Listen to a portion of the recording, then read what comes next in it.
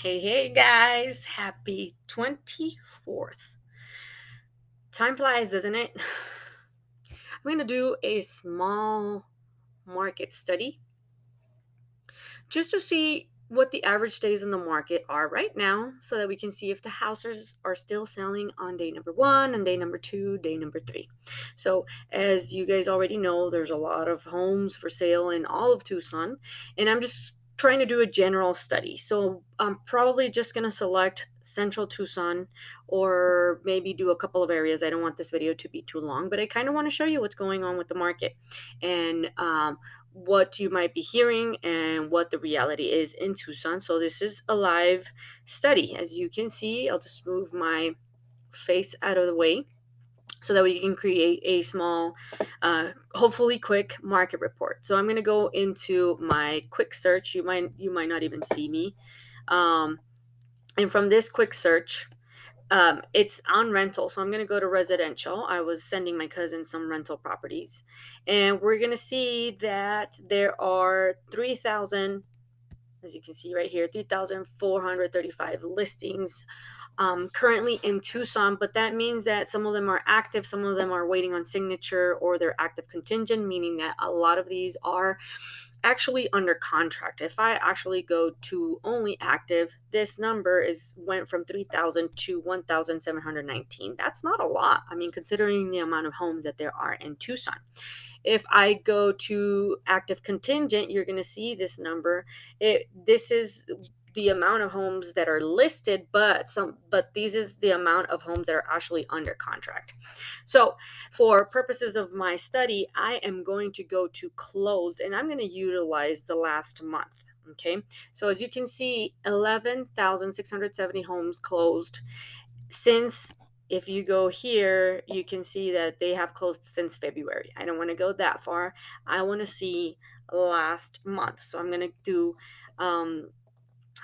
do this July 1 to July. How many days did July have? 31. I should know this by heart, but I forget. So we're going to see all of July homes that sold.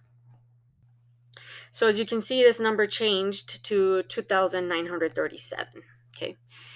That's how many homes sold in Tucson. And if I do the view map, you can see that it's not just Tucson, it's also in the outskirts. It goes all the way to Cochise County and all the way. So it's not just in Tucson. A lot of these homes sold in Eloy, and a couple of them were listed with the Tucson Association of Realtors. But as you can see, there's even one in Phoenix. So if I just constrain it to Tucson, and if I just, grab maybe the center of Tucson and create a small sphere where I don't even go all the way out to Sahuarita, right? I'm going to cut Sahuarita, Vale, and all of the outskirts of Tucson just because I want this to crunch numbers fast. The typical home that most buyers want is a 3-bedroom, 2-bathroom because most of them want to expand their family. So I'm going to reduce the search to that so that we can get less results. So total bathrooms, 2 total bathrooms. I want 3 bedrooms. I'm not even going to care about the size, but I am going to select the dwelling type as the single family residence, just so that I can make this search a lot smaller. Okay, so I'm going to view map again. I still have 1,397 homes that sold that were 3-bedroom, 2-bath. They sold in July of this year. So, and they are all in Tucson. That, if I try to run a comp search right now, it's going to take a while to download all of this. So I'm going to take it even further and I'm going to select the areas of Tucson. So I'm going to go to central Tucson. I'm also going to do north. I'm not going to do the extended areas. I'm going to do west. I'm going to do east. And I'm going to do south. That should eliminate a couple of the homes that are in the extended areas. As you can see, we've already gone down to 710 homes. That still might take a while for it to crunch numbers, but let's try. Okay, so let's try to do a comparable market analysis and see how long it's going to take. I think it might take a while because it's still 700 homes. It's going to start generating this sheet with the comparables for me, and mainly what I want is to know, and obviously as you can see here, there's very vast price differences, but mainly what I want is I want to see how long the days are staying, how long the homes are staying on the market. What is the average? Obviously that varies. $1 million home, it's always going to last on the market for a really long time. Anything under 250, I would even go as far as saying anything under 280 or maybe even 300,000, it probably will sell fast because that is the average. That is the average that people qualify for here in Tucson. So anything that is at a higher price than that will probably last a lot longer in the market. So that is going to skew my numbers a little bit. As I scroll down, I still don't have a total of how of an average days on the market. So because that is going to take forever, what I'm going to do is I'm also going to constrain it to the typical what people actually qualify for. So I'm going to max it out at 300,000. If I max it out at 300,000, I went from 700 plus to 262 homes. I don't want any distressed property, and more than likely, if there's anything under 100,000, it is probably in really bad shape, and I highly doubt it. Even anything under 150,000, it's probably going to be in horrible shape. So I'm going to limit that to 150,000. I would be very surprised if that actually went down. As you can see, it didn't really go down much. So, because I want this number to be very low, I'm going to actually go all the way because you can rarely find anything.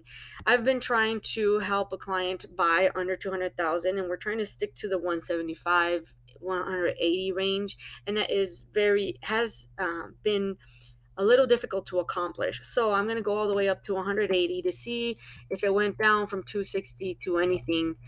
So yeah, it went down slightly. So now I'm going to use this. As you can see, this is still crunching, crunching, crunching, crunching. So that's why I don't do very general. When you ask me how's the market doing, I might come back to you and say, okay, what specific market are you talking about? Okay, now that I have the total, as you can see down here, it crunched numbers for 710 total homes. So you can see the average price is 441. The low price is 132. So maybe I should do this number, the lowest number. Well, I actually used 180.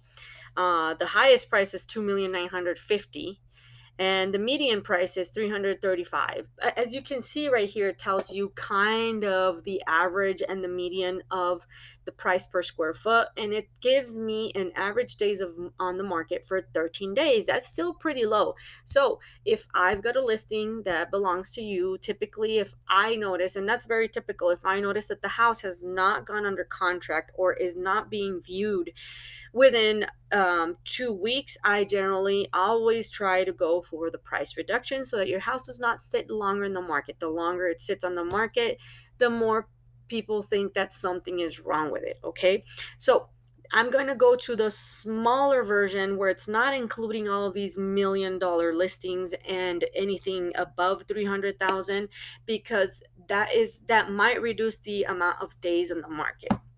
And also, if I go to the 180, it might eliminate the ones that stayed on the market because they're so distressed that people don't want to buy it. Okay, so now my search should give me something a little bit different. I'm going to start another comparable search with those 200 plus homes. As you can see, we've got our 15.4 mile radius, and then north, east, west, central, main Tucson without anything in the outskirts. As you can already see here, obviously these numbers are relatively similar. And I really like to use this comparables to show people, look at the days on market. Some of these lasted 22. It could be something as simple as having to do a roof repair or a new AC or electrical or anything that has to be repairs. Some of these lasted a little bit longer on the market. And if you can see right here, let's try to grab one that lasted a couple of days. This one, for example, that lasted 100 days on the market. This one was listed at 285 and it sold for $280. So maybe it lasted 100 days on the market. My guess is that this could possibly be have been bought with an FHA loan. So they held it for, I believe it has to be for 90 days for them to be able to accept another FHA loan. So I think, if I'm not mistaken, it's 90 days. So that's very likely to have been the cause. This one that was sold for cash was listed at 281 and sold for 273. So there may have been a little bit back and forth when it comes to the repairs. Right here I see one that lasted 69 days on the market. It was listed for 280, 984, which is a really odd price, but it sold for that exact same price. That means there was probably no negotiation. I believe very strongly that we still in a seller's market, so negotiations might go out the door for the buyers. This one that lasted 80 days on the market, as you can see, it was listed at 295. It did sell for 290, and it does have a conventional loan. It may not have appraised, and they might not have opted out of the appraisal contingency. As you can see, this one at 117 days, it was bought with a conventional loan. It was listed for 282. It sold for 281. Bought with a conventional loan, it might have required some repairs. A lot of people may not have been able to qualify for it, so on and so forth. But as you can see, the days on the market are still relatively low. And if I go back here to, excuse me, I might have to answer a message, but never mind. As you can see, we can see that a lot of these homes, they're listed at 165. They're still selling for a lot more. This one, for example, $10,000, excuse me, $11,000 more. This one was listed for 225. It sold for 230. Listed for 240. Sold for 250. Listed for 235. Sold for 265, 400. So there's still a lot of competition. Some of these end up selling at the same price. Maybe the offer was higher, but then maybe they had to renegotiate the price based on inspections, and some people may have asked for concessions. If I go on to go try to dissect some of these and I go to the details, I can tell if they got concessions. For example, on this one that sold, it had $1,200 in seller paid repairs, but it had zero seller concessions, so on and so forth. I can click on any of these homes and I can see this is information that you cannot possibly find on Zillow. Seller just gave a $500 concession. It may have been because maybe the AC wasn't functioning properly. Maybe they just requested an AC maintenance or something of the sort, and the seller might have been like, you know what, I'll give you $500 for you to buy a home warranty, whatever it might have been. This is the type of negotiation that is going on a conventional loan. There was zero concessions and zero repairs, and this is very typical now in this market if you are looking to buy a house. So if you are somebody that qualifies for an FHA loan, but you require down payment assistance and you also require the seller to pay for your concessions, you are going to struggle a lot unless the person that sells to you is a family member and they're willing to do that and they're willing to lose out on that money. So ask your family members if you qualify. Ask all of your friends. You might be able to find somebody that you know that is willing to do that favor to you. Maybe they're moving out of town or something of the sort, and maybe they just want to get rid of the house and without the hassle, without paying an agent, so on and so forth. Because as I continue to show you the typical seller concessions and the seller paid repairs, you can see that not a lot of sellers are actually paying them. Yes, I have seen a lot of sellers actually pay a lot of this stuff out.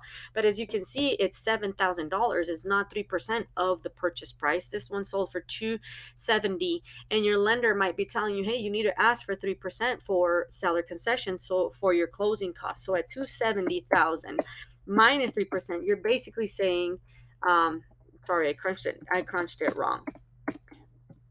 But at minus 3%, you are basically asking the seller, hey, Mr. Seller, I will qualify for the loan if you give me $8,000 and $8,100 so that I can qualify for the loan and so that I can close this deal. In this market, because it is, sorry, there's mosquitoes all over the place. In this market, because there's so much competition and it is a seller's market, the seller, if you ask a seller for this amount of money, they're going to be like, you know what, screw you. If you want to ask for down payment assistance, that is great, but you still have to have the seller concessions, or you still have to have the closing costs. And I think that this is a little bit difficult to digest for first time home buyers that don't really understand that zero money down does not, it does not give you any power in this current market. Has it happened before? Is it still happening? Yes, but very, very rarely.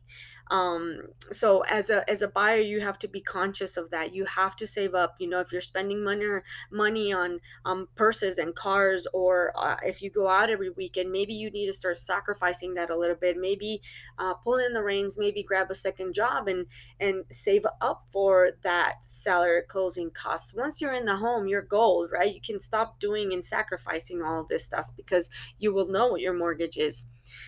I went off subject already.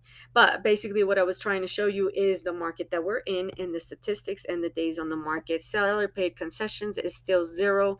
Now, if I scroll all the way down, this is my 200 plus list. If I scroll all the way down, you're going to see it was 255 homes that got analyzed, and it was between $180,000 and $300,000. And as you can see, now this makes a little bit more sense. The average price is 261,000.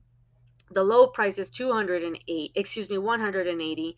The high price is 300,000, and the median is 265,000. So most homes are selling for median at 265,000.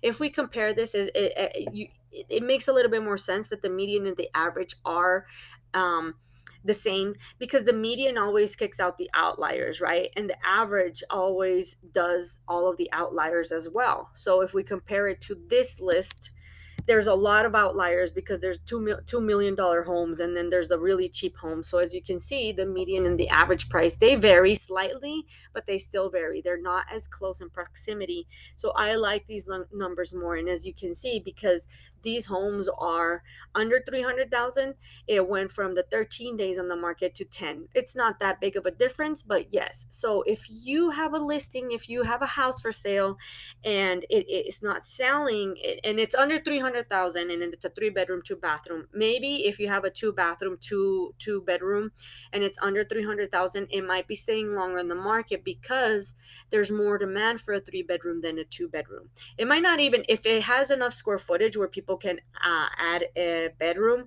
it might not even last that long in the market. And trust me, I've been showing 2 bedroom homes that that they're selling right away. So I know for a fact that if you have a listing that's been on the market over 13 days, there are a couple of issues, right? Unless you bought it for an FHA loan and try to sell it within 3 months, it's going to stay on the market. This happens a lot with Open Door and Zillow Homes that utilize an FHA loan to acquire it, and then they leave it on the market so that they can sell it to an FHA buyer. Because right now, because people need those seller concessions, those people are willing to make offers higher, right? So long as it appraises. And they also have an additional protection, which is called a mandatory clause, that basically forces the seller to be able to cancel and give them their earnest money back if the property did not appraise. So you got to watch out for that. At the end of the day, I'm 20 minutes in, and what I'm trying to show you is the average days on the market, which right now in Tucson is 13. I've got a listing that came back on the market that sold, that had gone under contract in 6 days. So basically, I got to sell it in 6 days, or I got to get it under contract in 6 days, or I'm going to have to suggest to the seller that we're going to reduce the price. That's not something that I would like to do. But if we don't get any more action, any more showings, and any more offers, based on the fact that my listing is on a major street, we might be priced high. Obviously, I do a lot of research on my comparables, and most of the time, my comparables are subdivision specific. But this was just for informational purposes and to try to give you an overall of Tucson. Please like, share, and or comment if you took anything from this video, learn anything, or actually like these statistics. I appreciate your time if you watched all of it. If not, well, you're probably not even looking at this. I'm Adriana, Tierra Antigua Realty. Hope to sell your home soon.